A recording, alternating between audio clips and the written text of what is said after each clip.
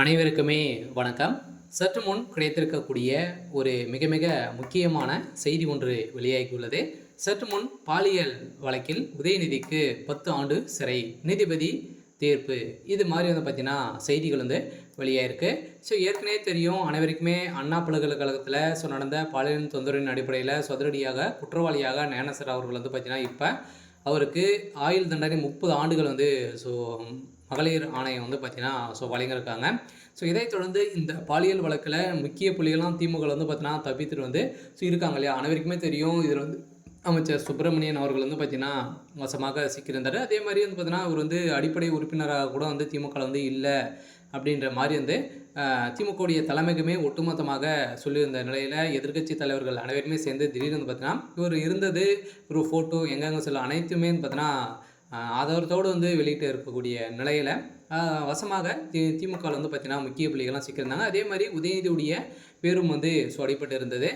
இந்த நிலையை தான் இதில் உதயநிதியுடைய முக்கிய நண்பராக தான் பார்த்தீங்கன்னா ஞானசேகர் அவர்கள் இருந்திருக்காரு அப்படின்ற மாதிரி இப்போ ஒரு தகவல் வெளியாக இந்த தகவலின் அடிப்படையில் அவர் கொடுத்த வாக்குமூலத்தின் அடிப்படையிலும் அவருடைய வீட்டில் நடந்த ரைடின் அடிப்படையிலும் தகுந்த ஆதாரத்தோடு பார்த்தீங்கன்னா சிக்கியிருக்கு. 50க்கும் மேற்பட்ட வீடியோக்கள் இதில் சிக்கியிருக்கு அப்படின்றத தெரியும். இந்த நிலை தான் இப்போ இந்த ஆதாரத்தின் அடிப்படையில் இப்போ நீதிபதி அவர்கள் பார்த்தீங்கன்னா அதிரடியாக உதயநிதிக்கு எதிராக தீர்ப்பு வழங்க போகிறாரு அப்படின்ற மாதிரி தகவல் வெளியாக இருக்குது. இதை பற்றி இந்த வீடியோவில் நம்ம முழுமையாக பார்க்கலாம்.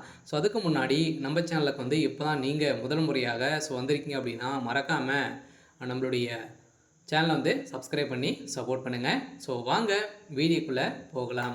பார்த்தீங்கன்னா இந்த பாலியல் வழக்கில் ஞானசேகர் அவர்களும் பார்த்தீங்கன்னா அதிரடியாக நிறைய பெண்களை சீர்குலைத்திருக்காரு அப்படின்ற மாதிரி மாணவி கொடுத்த வாக்குமூலத்தின் அடிப்படையில் அதிரடியாக ஒரு 30 ஆண்டுகள் சிறை தண்டனை விதித்தாங்க. அதே மாதிரி இதில் சிக்கிய முக்கிய புள்ளிகள் திமுக பார்த்தீங்கன்னா இவர்களாம் வந்திருக்காங்க அப்படின்ற மாதிரி ஒரு மாணவி கொடுத்த வீடியோக்களின் அடிப்படையில் தான் இப்போ அதிரடியாக உதயநிதி ஸ்டாலின் அவர்கள் வசமாக சிக்கியிருக்காரு. உதயநிதி ஸ்டாலின் அவர்களே பார்த்தீங்கன்னா இது மாதிரி நிறைய பெண்களுக்கு இதில் தொடர்பு இருக்குது அப்படின்ற மாதிரியும் ஒரு அந்த மாணவி பார்த்தீங்கன்னா எடுத்த புகைப்படத்தின் அடிப்படையில் வசமாக சிக்கியிருக்காரு. இந்த தகவலின் அடிப்படையில் தான் இப்போ இந்த பாலியல் அண்ணா பல்கலைக்கழகத்தில் நடந்த பாலியல் தொந்தரவின் அடிப்படையில் இப்போ உதயநிதிக்கு 10 ஆண்டுகள் சிறை தண்டனை வழங்கியிருக்காங்க. அதே மாதிரி பார்த்தீங்கன்னா ஏற்கனவே விஷயத்தில் ஒரு சில இது மாதிரி நிறைய நிறுவனங்கள் பார்த்தீங்கன்னா பாலியல் தொந்தரவின் அடிப்படையில் நேற்று நீதிமன்றம் வழங்கிய தீர்ப்பின் அடிப்படையில் ஒருவருக்கும் இதே மாதிரி பார்த்தீங்கன்னா 10 ஆண்டுகள் சிறை தண்டனை விதித்து இருக்காங்க. இதே மாதிரி தான் இந்த பாலியல் வழக்கு சிக்கிற அனைவருக்குமே இந்த தண்டனை கன்ஃபார்ம் இருக்கும் அப்படின்ற மாதிரி இப்போ தகவல் இருக்குது. இந்த நிலையில் தான் இப்போ பார்த்தீங்கன்னா அதிரடியாக இந்த